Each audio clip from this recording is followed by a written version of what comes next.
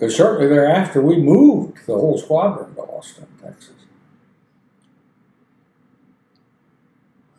I was about as scared a white man as you have ever met. About a year before the squadron moved, they appointed me mobility officer. And so that was used. A mobility officer was in charge of moving the squadron, if you ever moved. So I wrote a book on how to move the squadron about this thing. One of the reasons it was so thick was you had lists and lists and lists of all the equipment you had to move. And what day, once the moving started, what happened on the first day, the second day, the third day, and so on. So I wrote the process and got it approved. So we were all set. So about a year went by, and then lo and behold, we really are going to move.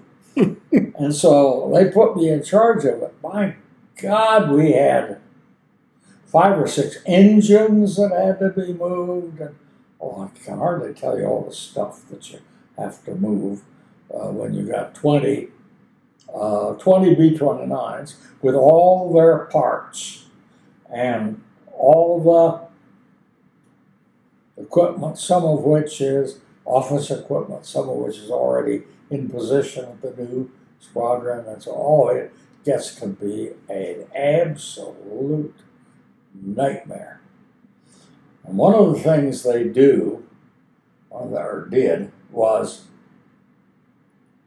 there was an airplane known as the C-124. 4 engines. The cockpit was up there somewhere. You were about 50, 55 feet in the air when you sat in the cockpit.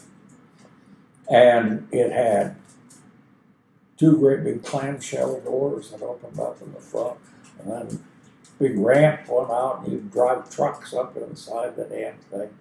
Most of those crews used to carry a car, one of the crew members' cars now.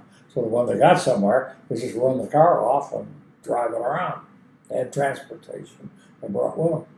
But at any rate, and then there was a big flat platform square right in the center of the floor of the airplane, and they would let that down, and you'd put all kinds of stuff on it, lift it up into the airplane, and then load it, and store it, and move it.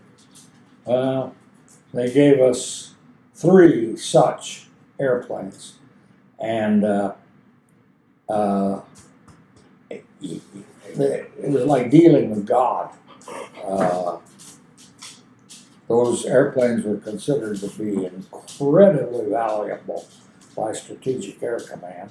They had more than just 3, but 3 were assigned to our move. And boy, the minute they landed, you had to meet them with a bus. They parked the airplane. You'd meet them with a bus.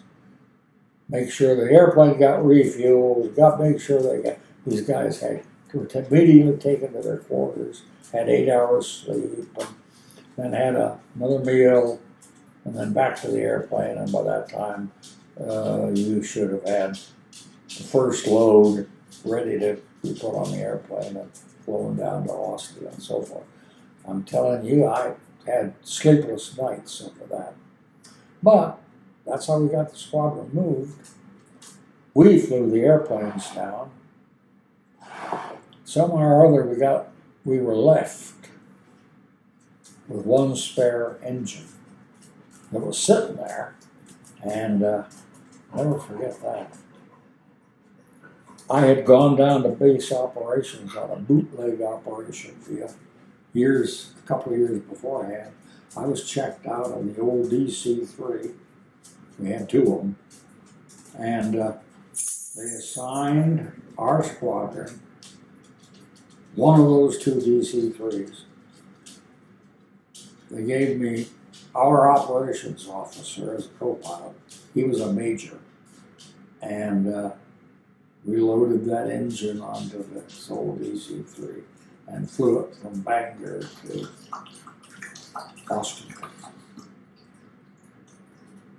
That was the last time I flew the DC-3. Oh, That was your favorite, though.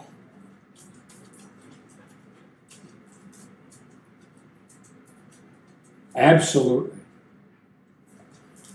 That was the airplane that got me my airplane commander rating.